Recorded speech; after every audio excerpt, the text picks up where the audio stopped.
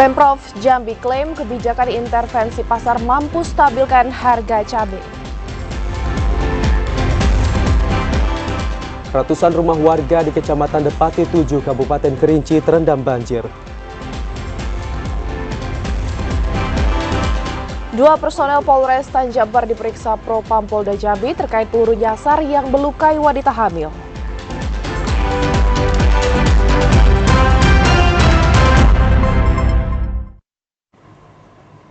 Assalamualaikum warahmatullahi wabarakatuh. Selamat sore saudara, kami kembali menyapa Anda dalam program Jambi hari ini, edisi Kamis 21 Desember 2023. Ya, selain 3 berita utama tadi, tim redaksi kami juga telah menyiapkan sejumlah informasi penting dan menarik lainnya untuk Anda. Bersama saya Rahmadani Putri. Dan saya Ahmad Solihin, inilah Jambi hari ini selengkapnya.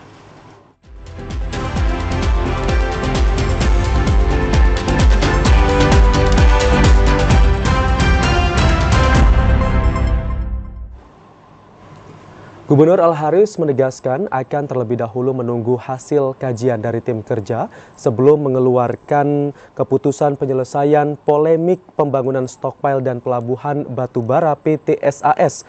Pengkajian seluruh aspek mulai dari aturan, perizinan, hingga keterbukaan investasi akan dilakukan agar memberikan rekomendasi yang tepat. Polemik rencana pembangunan stockpile dan pelabuhan batubara oleh PT Sinar Anugrah Sukses SAS di Kelurahan Aur Kenali, Kota Jambi, kini mengarah ke pengusulan peninjauan ulang perizinan pembangunan. Gubernur Al-Haris menegaskan, pemerintah Provinsi Jambi akan menunggu hasil kajian dari tim kerja yang sebelumnya telah dibentuk sebelum mengeluarkan keputusan.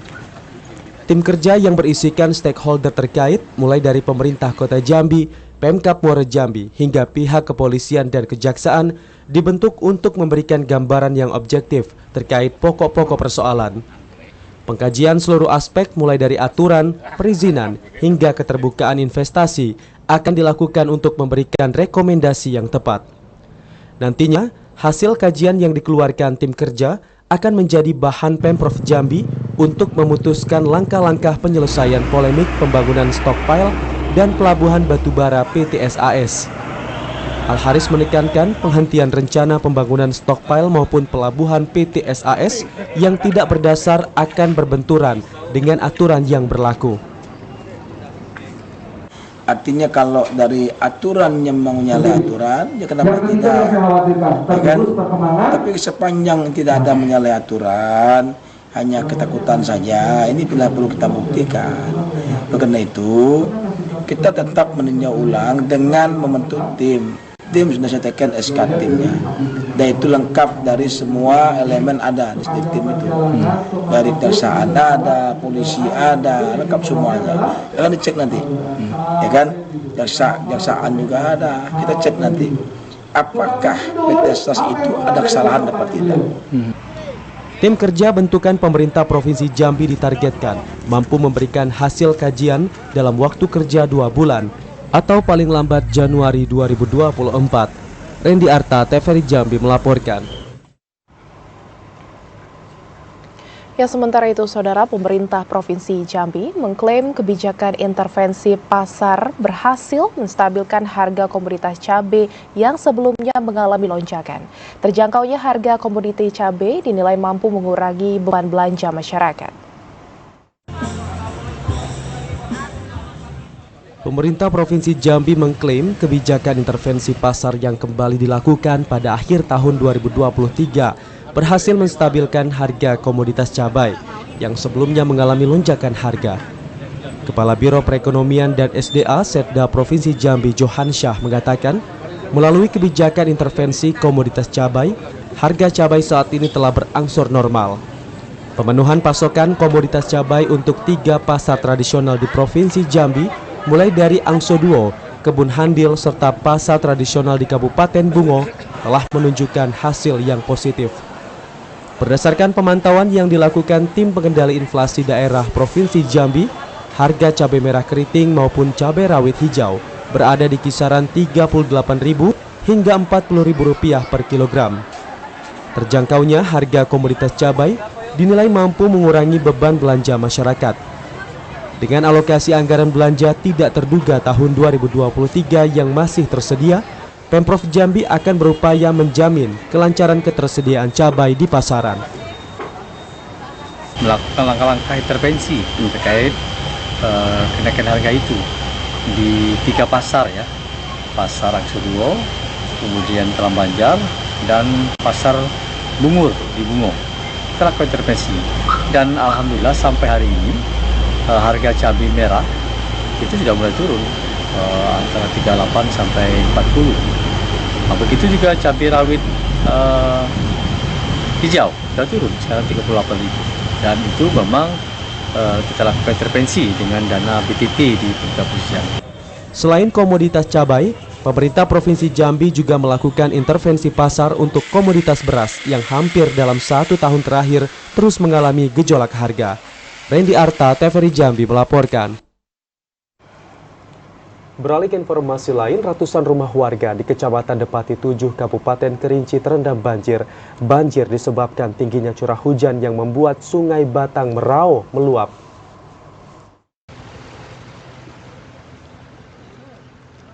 Curah hujan yang tinggi dalam beberapa hari terakhir membuat Sungai Batang Merau meluap dan merendam ratusan rumah warga di Kecamatan Depati 7, Kabupaten Kerinci.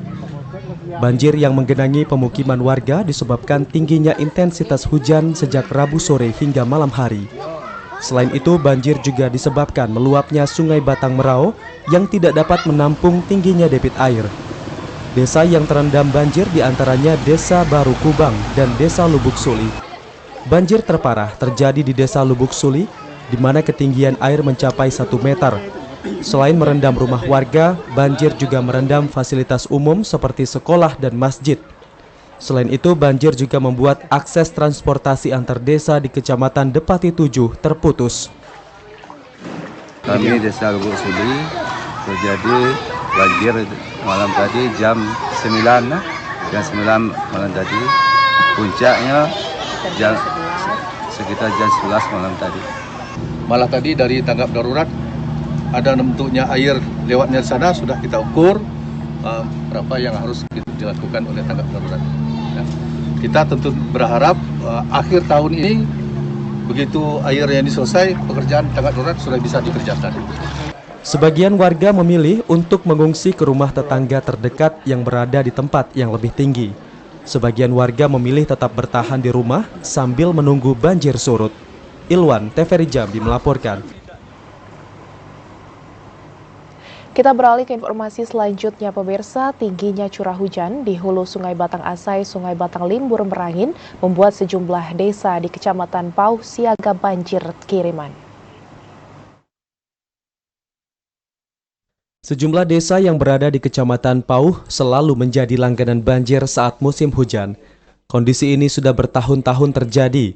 Banjir yang selalu melanda desa dan 1 kelurahan ini akibat banjir kiriman dan luapan Sungai Limbur Tembesi.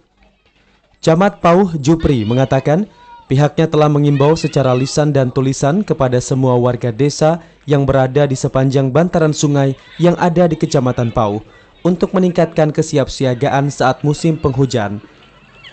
Sementara itu, 6 desa yang rawan dilanda banjir kiriman Sungai Batang Limbur Merangin, yakni Desa Pangedaran, Desa Karangmendapo, Desa Batu Ampar, Desa Batu Kucing, dan Kelurahan Pauh. Sedangkan di seputaran wilayah Sungai Batang Talisa, yakni 5 desa di wilayah Sepintun Dalam. Mensosialisasikan, mengingatkan kepada seluruh masyarakat di wilayah Kecamatan Pauh, memang dalam kondisi hujan, intensitas hujan cukup tinggi, mungkin dari Sungai Batang Merangin ataupun dari Batang Asai ke hilir. Nah, memang Kecamatan Pauh ini adalah kecamatan yang wilayah beberapa desa yang rawan terhadap banjir, mulai dari Desa Pengidaran, kemudian Desa Karangmendapo, kemudian ada Desa Batu Ampar, Batu Kucing, Kelurahan Pauh. Nah, itu yang di pinggir Sungai Batang Tembesi. Jelang akhir tahun 2023, kondisi air Sungai Limbur Merangin terus meningkat. 5 desa yang berada di Kecamatan Pauh diminta ekstra waspada akan ancaman banjir. Edi Kusnadi, TVRI Jambi melaporkan. Saudara, KPU Provinsi Jambi usulkan menghentikan sementara operasional batubara untuk kelancaran distribusi logistik pemilu. Informasi selengkapnya akan kami hadirkan usai jeda, tetaplah bersama kami.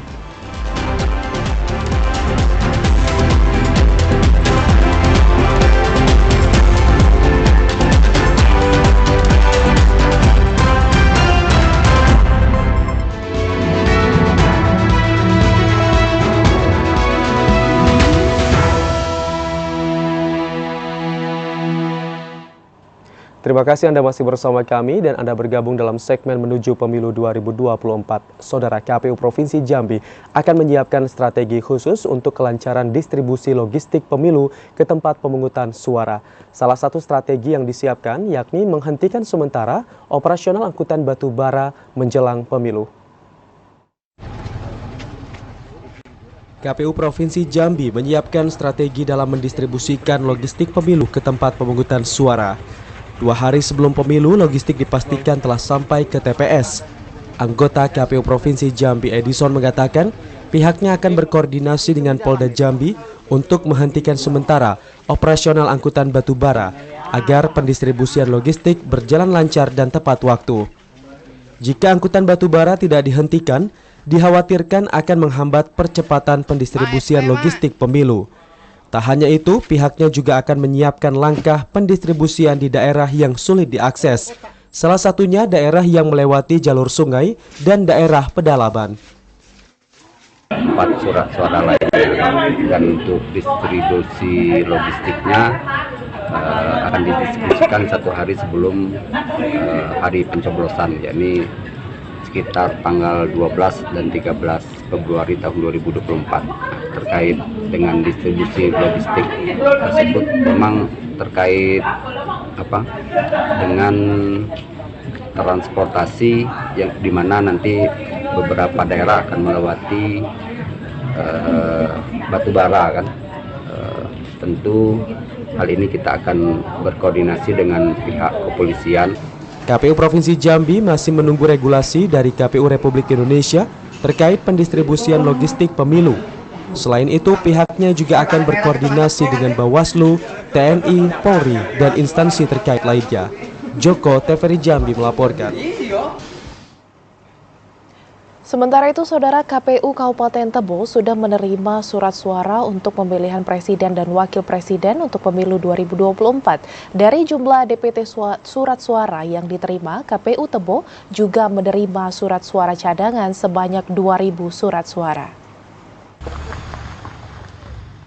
KPU Kabupaten Tebo saat ini sudah menerima surat suara pemilihan presiden dan wakil presiden pemilu 2024. Surat suara yang tiba di KPU beberapa waktu lalu sudah dimasukkan ke dalam gudang di kilometer 11 Kecamatan Tebo Tengah dan dijaga ketat oleh petugas kepolisian. Hal ini disampaikan langsung oleh Ketua KPU Kabupaten Tebo, Atiul Fuadiah.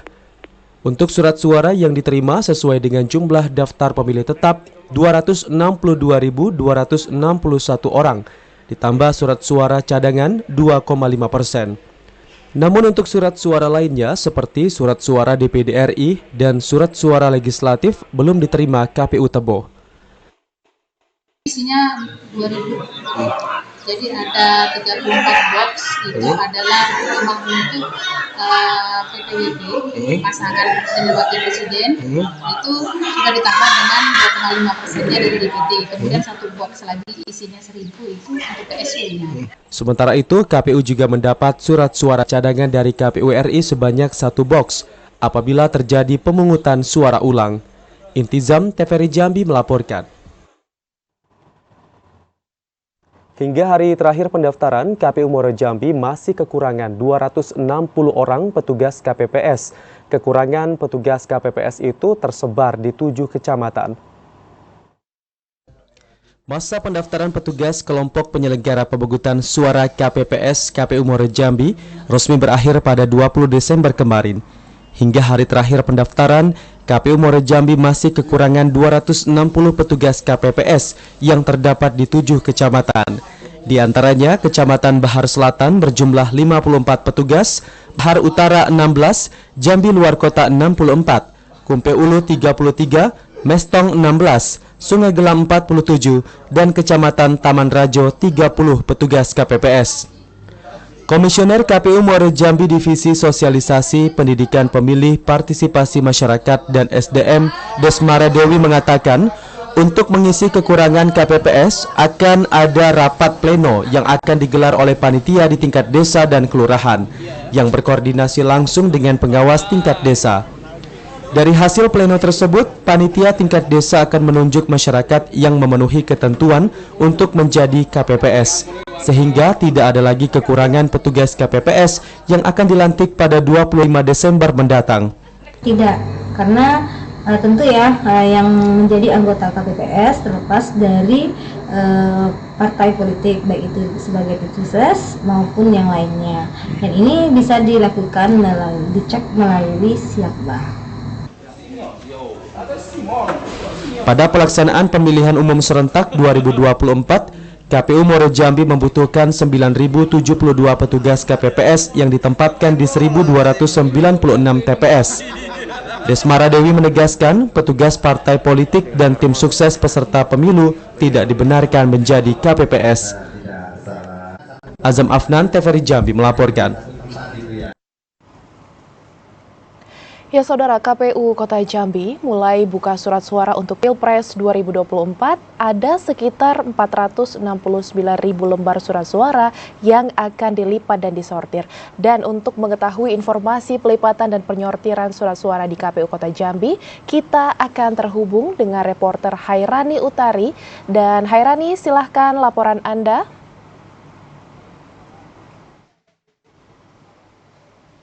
Selamat sore Hairani, silahkan laporan Anda. Baik, terima kasih Putri. Selamat sore Putri dan juga saudara.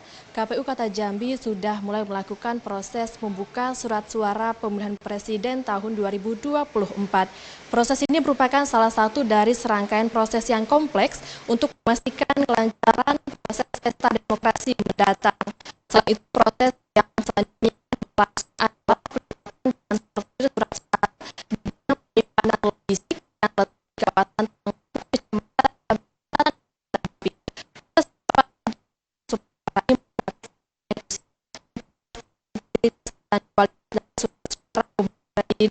bahkan digunakan pada pemilu mendatang. Berdasarkan informasi yang kami peroleh dari KPU Kota Jambi, bahwa hingga saat ini belum ditemukan adanya laporan mengenai surat suara yang rusak selama proses ini. KPU Kota Jambi juga terus berupaya untuk memastikan kualitas dari surat suara dalam pemilihan presiden ini agar tetap terjaga dan baik dan tidak mengalami kerusakan. Proses pelipatan dan sortir surat suara ini berlangsung hingga 23 Desember 2023. Dan menurut Ketua KPU Kota Jambi, Ari Plesmanayoga, berharap agar tidak terjadi kendala selama proses ini agar proses pelipatan dan sortir surat suara ini dapat selesai sesuai dengan waktu yang telah ditetapkan. Dan berikut pernyataan dari Ketua KPU Kota Jambi, Ari Plesmanayoga. Ya, baik Hairani, terima kasih atas laporan Anda. Selamat sore dan selamat bertugas kembali.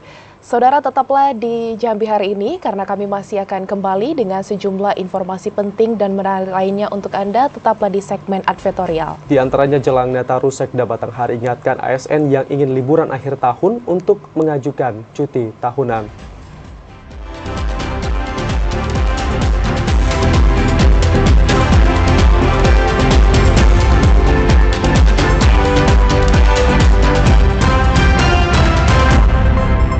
Terima kasih Anda masih bersama kami dan Anda bergabung dalam segmen advertorial. Saudara, pemerintah Kabupaten Tanjung Jabung Barat kemarin melaksanakan Forum Tanggung Jawab Sosial Lingkungan Perusahaan tahun 2023. Forum yang digelar setiap tahun tersebut bertujuan untuk mengetahui seberapa besar tanggung jawab sosial perusahaan.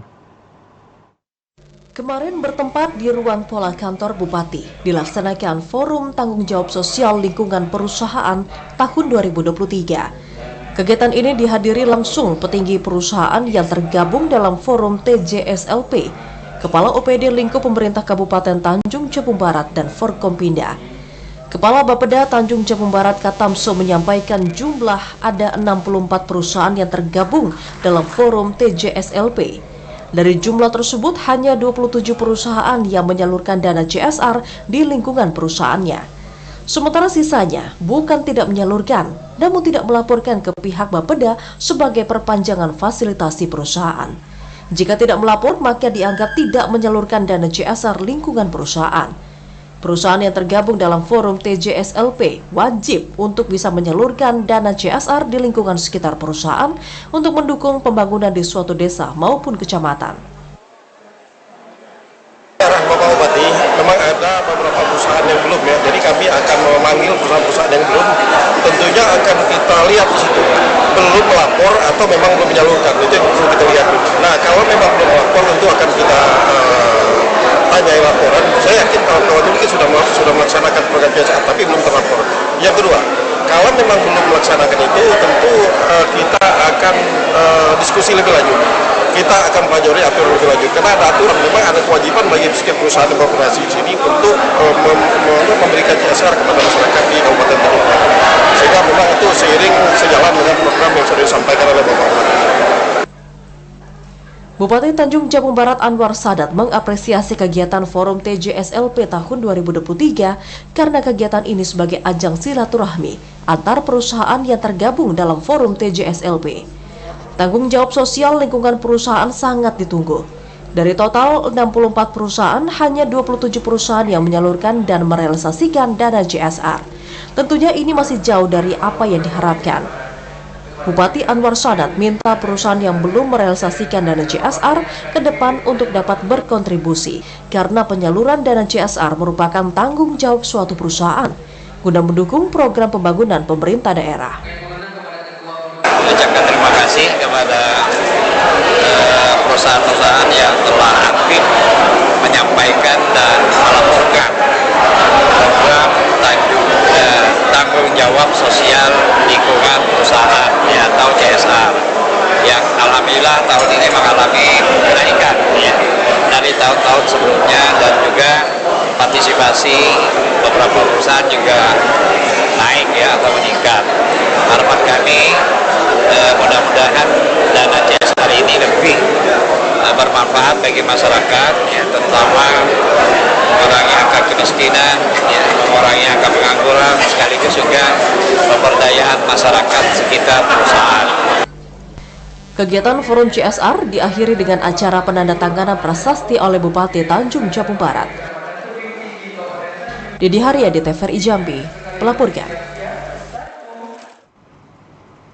Sementara itu, Saudara, Pemkab Bungo menggelar upacara peringatan Hari Bela Negara ke-75 tahun 2023. Upacara yang dilaksanakan di lapangan kantor Bupati Bungo itu mengusung tema Kobarkan Bela Negara untuk Indonesia Maju.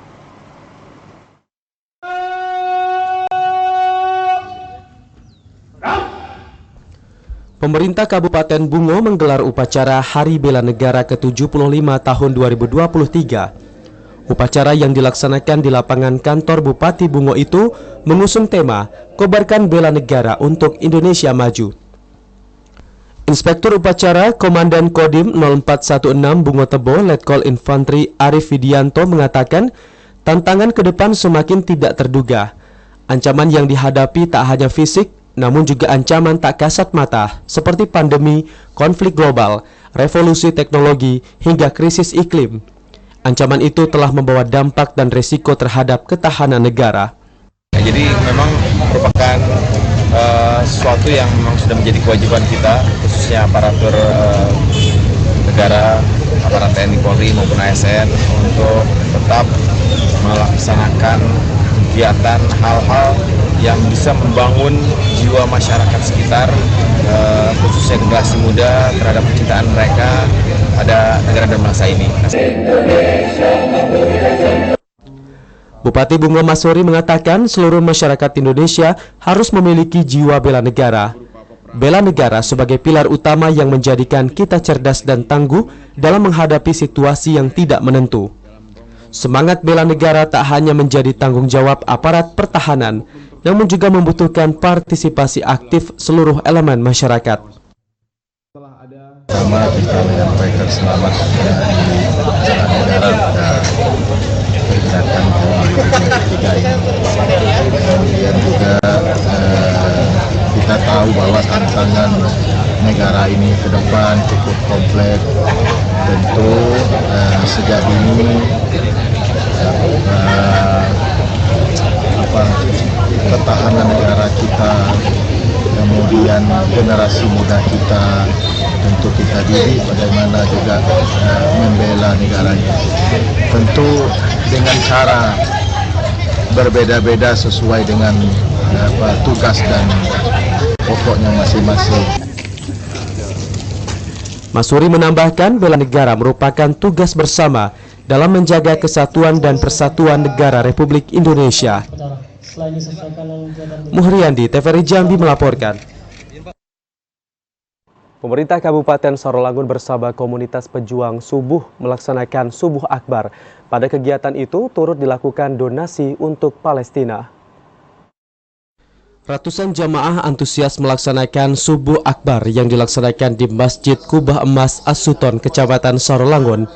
Subuh Akbar merupakan kolaborasi antara komunitas pejuang subuh dengan komunitas Islah Diri Sarolangun serta jamaah Masjid As-Suton dan jajaran Pemkab Sarolangun. Penjabat Bupati Sarolangun Bahril Bakri mengapresiasi komunitas pejuang subuh yang konsisten memakmurkan masjid dengan melakukan sholat subuh berkeliling. Bahril Bakri mengajak seluruh masyarakat untuk memakmurkan masjid, seperti yang dicontohkan Rasulullah SAW. Biasanya para sekalian melakukan sholat subuh keliling istilahnya, ya, yang kita lakukan apabila kami punya waktu, ya, ada hal bisa luang, kami keliling pak masjid-masjid yang ada di sekitar Sarolangun ataupun juga kita di luar Sarolangun. Dan hari ini agak sedikit istimewa, kami dihubungi oleh pejuang subuh sekalian. Kita semua sudah tahu bagaimana sekarang kondisi di Palestina sampai saat ini masih terjadi perang.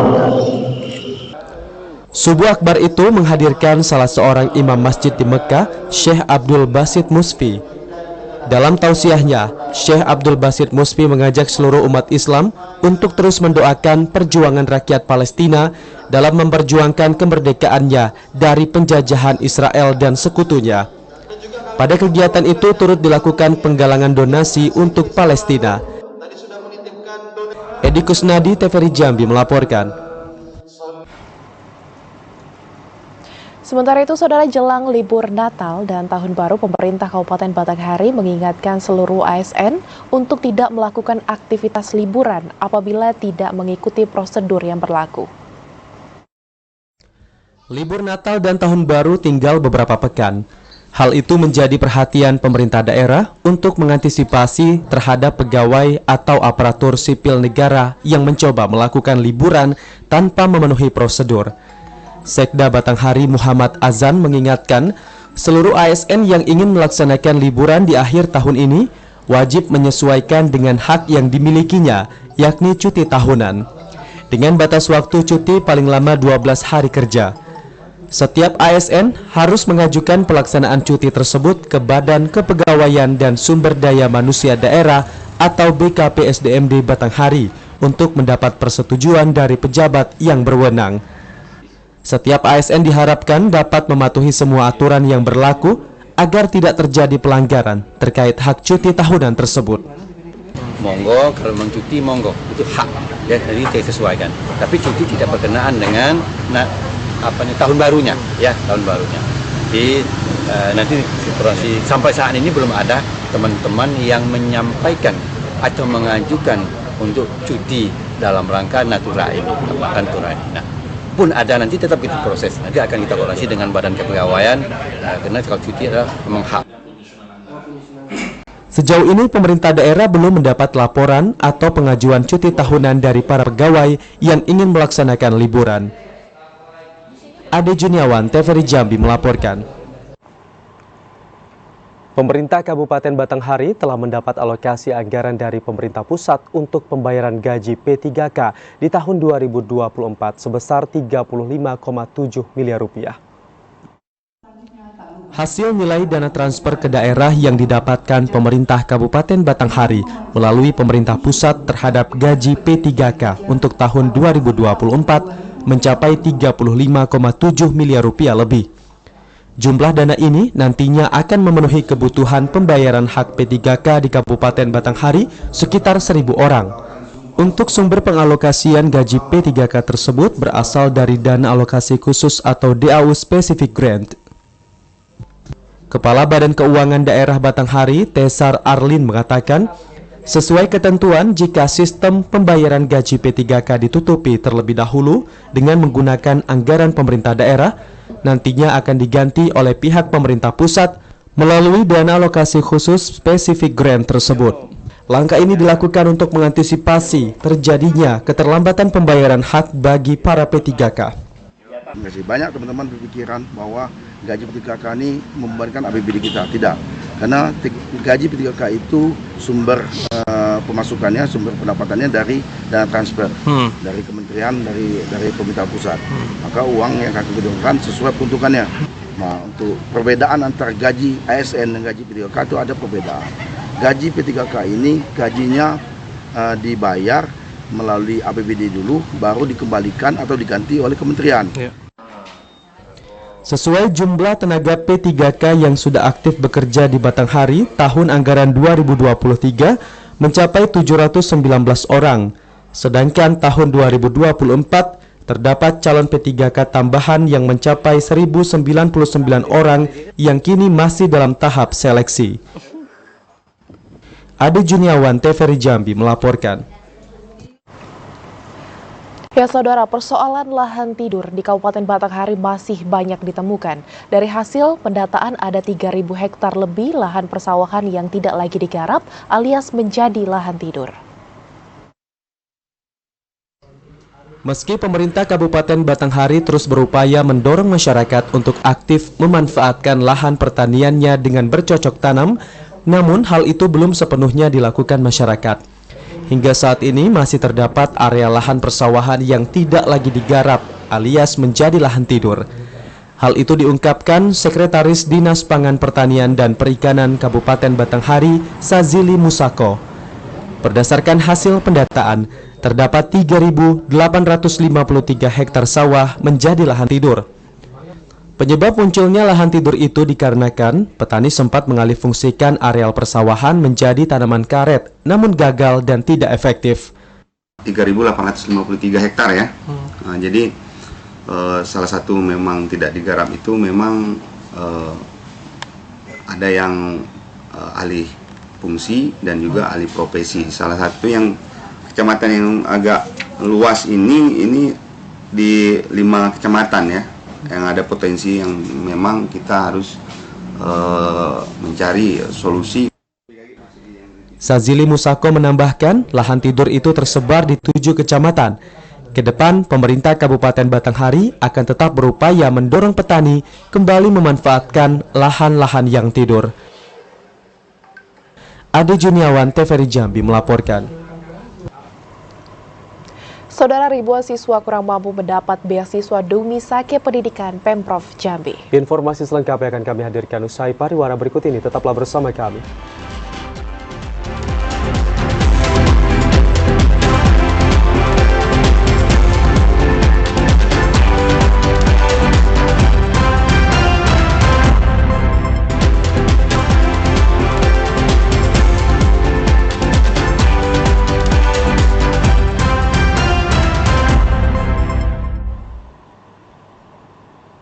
Anda kembali bergabung bersama kami di Jambi hari ini.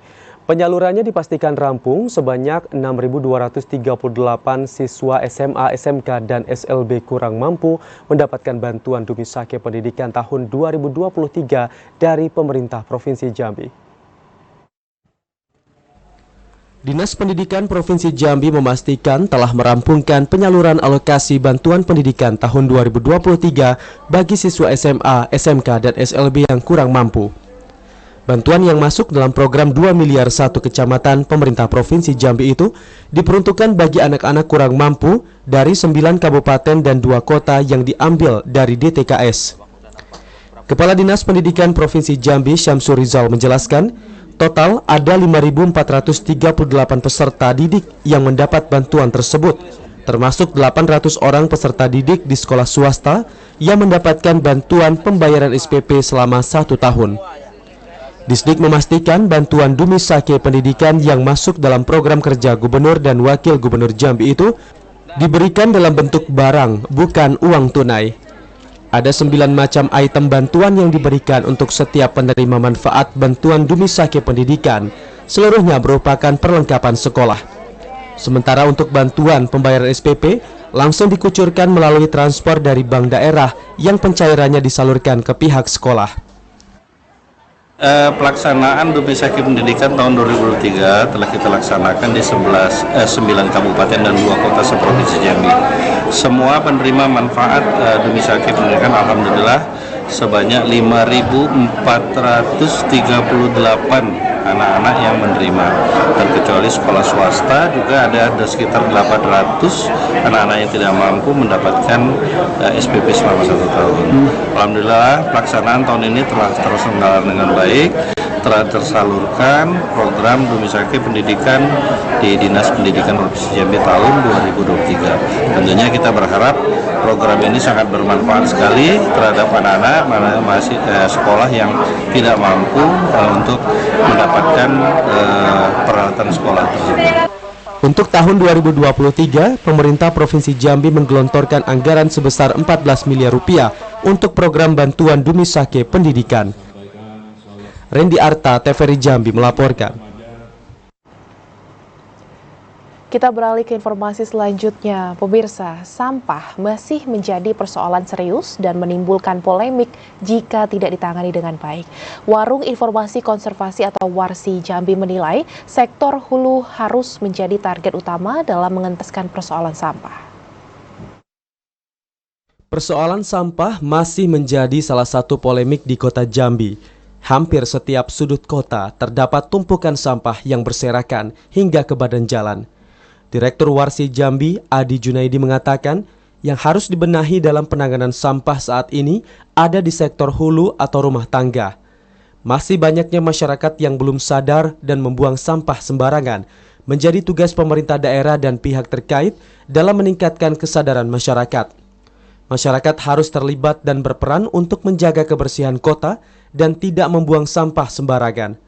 Saat ini masih banyak masyarakat yang belum mengerti soal bank sampah, padahal sampah dapat diolah kembali dan digunakan sebagai bahan pupuk yang bermanfaat. Ini perlu edukasi gitu ya, sosialisasi secara intensif baik dilakukan oleh pemerintah, non-pemerintah, akademisi, para pihak lainnya, agar produksi sampah itu di sektor hulu, di sumbernya bisa ditekan gitu. Jadi plastik kan sekarang ada sistem 3R ya, di reuse, reduce, lalu kemudian recycle. Reuse beberapa sampah anorganik itu bisa digunakan kembali, lalu kemudian mengurangi penggunaan sampah organik. Sekarang kan di kota-kota, di berbagai mall sekarang kita tidak lagi dilayani dengan diberikan fasilitas plastik, tapi sudah kantong-kantong yang bisa terurai. Nah, recycle itu bagaimana ada upaya untuk menjadikan sampah-sampah terutama plastik bisa digunakan atau di-recycle kembali untuk menjadi bahan pembuat plastik. Adi Junaidi menambahkan, pengelolaan sampah yang dilakukan oleh pemerintah Kota Jambi sudah cukup bagus hingga ke pembuangan akhir. Namun sektor hulu yang masih perlu ditekan agar produksi sampah tidak meningkat signifikan. Joko Lebri, TVRI Jambi melaporkan. Saudara Kapolres Tanjung Jabung Barat AKBP Padli menyampaikan permohonan maaf terkait peluru nyasar yang mengenai ibu hamil saat penangkapan kurir narkoba di Kota Kuala Tungkal, Kelurahan Tungkal 4, Kecamatan Tungkal Ilir. Kapolres Tanjung Jabung Barat AKBP Padli menyampaikan permohonan maaf terkait peluru nyasar yang menimpa seorang ibu hamil saat proses penangkapan kurir narkoba yang terjadi di salah satu pelabuhan di Kota Kuala Tungkal. Kasus ini kini sedang dilakukan investigasi oleh tim profesi dan pengamanan Propam Polda Jambi. Jika nantinya anggota polisi saat penangkapan terbukti melakukan pelanggaran standar operasional prosedur, akan ada sanksi disiplin atau kode etik yang berlaku. Ditegaskan Kapolres, buntut kejadian peluru nyasar tentu sama sekali tidak ada unsur kesengajaan. Karena saat penangkapan, pelaku berusaha melawan dan menangkap tangan polisi. Sementara itu, terkait kandungan korban, Kapolres AKBP Padli menegaskan berdasarkan pemeriksaan dokter, kondisi ibu hamil dan bayinya stabil dan masih menjalani perawatan di Rumah Sakit Bayangkara Jambi. Untuk seluruh biaya pengobatan, semua ditanggung oleh pihak Polres Tanjung Jabung Barat.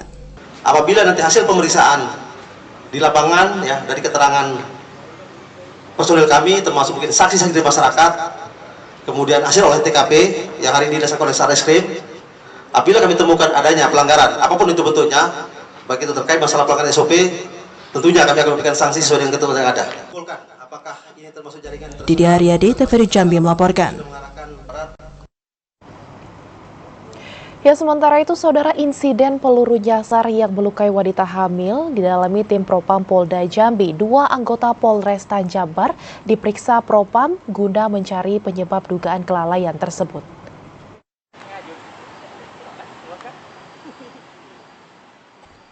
Bid Propam Polda Jambi masih menyelidiki insiden peluru nyasar saat proses pengungkapan kasus 3 kg sabu di Jalan Merdeka 3, Kabupaten Tanjung Jabung Barat, Minggu lalu. 2 orang personil polisi berinisial M dan R yang merupakan anggota Polres Tanjung Jabung Barat diperiksa. Keduanya masih menjalani pemeriksaan di Bid Propam. Polisi belum bisa memastikan hasil dari proses pemeriksaan. Menurut Direktur Intelkam Polda Jambi Kombes Pol Ronalzi, hasil dari pemeriksaan ini menjadi bahan pertimbangan penyidik. Jika terbukti lalai, keduanya dikenakan sanksi sesuai dengan aturan.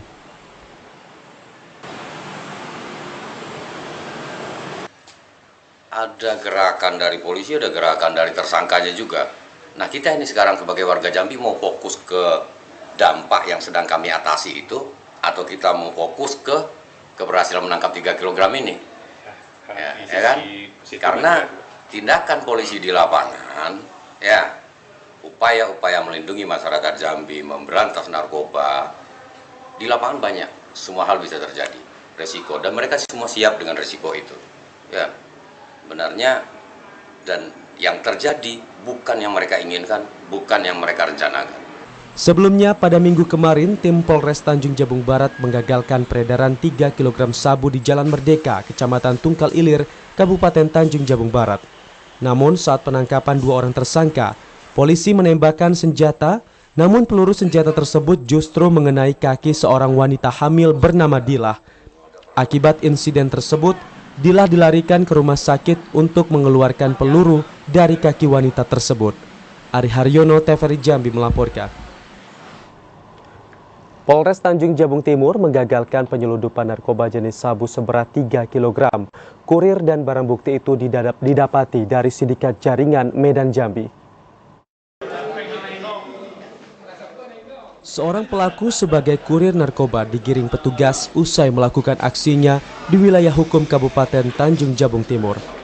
Kurir atas nama M. Nasir dalam kesehariannya berprofesi sebagai sopir travel yang merupakan warga Provinsi Aceh, membawa sabu dari Provinsi Sumatera Utara dengan tujuan Kabupaten Bungo, Provinsi Jambi. Sabu itu ia peroleh dari seorang yang menyerahkan kepadanya menggunakan sebuah tas di wilayah Binjai, Provinsi Sumatera Barat. Pelaku berdalih nekat menjalani profesi sebagai kurir sabu ini karena himpitan ekonomi. Uang hasil mengantar sabu ini akan digunakan untuk membayar hutang. Kapolres Tanjung Jabung Timur AKBP Heri Supriyawan mengatakan tersangka merupakan sindikat jaringan Medan Jambi. Selain tersangka, saat diamankan, di dalam mobil juga ada anak beserta istrinya. Saat ini keduanya juga masih dimintai keterangan oleh pihak kepolisian. Pengungkapan tindak pidana narkotika terkait jaringan Medan Jambi. Kita melakukan penyelidikan kemarin malam. Setelah beberapa hari kita melakukan penyelidikan, selanjutnya kita melakukan penyelidikan di sekitar Tapak Tuan, dan kurang lebih pada pukul 10 malam kita melihat salah satu mobil. Barang bukti 3 kg sabu ini ditaksir bernilai 4,4 miliar rupiah. Atas perbuatannya, tersangka M. Nasir akan dijerat dengan pasal 114 ayat 2 dan pasal 112 ayat 2 Undang-Undang Nomor 35 Tahun 2009 tentang narkotika, serta diancam hukuman penjara 6-20 tahun atau hukuman penjara maksimal seumur hidup. Khalifa Patria, TVRI Jambi melaporkan. Ya, saudara, Direktorat Reserse Narkoba Polda Jambi memusnahkan barang bukti sabu dan ekstasi. Barang bukti yang dimusnahkan yakni narkoba yang akan diedarkan jelang Natal dan Tahun Baru. Direktorat Reserse Narkoba Polda Jambi memusnahkan barang bukti narkoba 2 kg sabu dan 26.567 butir pil ekstasi di lobi Gedung Lama Polda Jambi pada Kamis pagi. Barang haram dari 2 kasus tersebut dimusnahkan dengan cara diblender dengan cairan pembersih lantai. Barang bukti didapat polisi dari 2 tersangka, yakni kurir. Dari hasil penyelidikan, barang haram akan diedarkan saat perayaan malam tahun baru. Sementara pil ekstasi diedarkan di tempat-tempat hiburan malam. Proses pemusnahan merupakan salah satu proses melengkapi berkas perkara para tersangka. Pemusnahan itu juga disaksikan 2 tersangka dan jaksa penuntut umum. Pemusnahan hari ini kena perintah yang dari Dirtipid Narkoba Baris Krim bahwa hasil kegiatan rutin yang ditingkatkan, jadi diperintahkan secara keseluruhan hari ini melaksanakan pemusnahan barang bukti yang ditemukan. Jadi seluruh Indonesia. Makanya kita nggak bisa geser-geser waktunya, bahwa kita kewajiban melaporkan ke pimpinan juga. Jadi barang bukti yang dimusnahkan langsung dibuang ke dalam toilet. Sementara kedua tersangka kembali ditahan di rutan Polda Jambi. Keduanya dikenakan Undang-Undang Nomor 35 Tahun 2009 tentang narkotika dengan ancaman maksimal penjara seumur hidup. Ari Haryono, TVRI Jambi melaporkan. Sampai di sini saudara, kami menemani Anda dalam program Jambi hari ini. Terima kasih atas perhatian dan kebersamaan Anda. Dan akhirnya saya Ahmad Solihin. Dan saya Rahmadani Putri bersama kerabat kerja yang bertugas pamit undur diri. Wassalamualaikum warahmatullahi wabarakatuh dan sampai jumpa.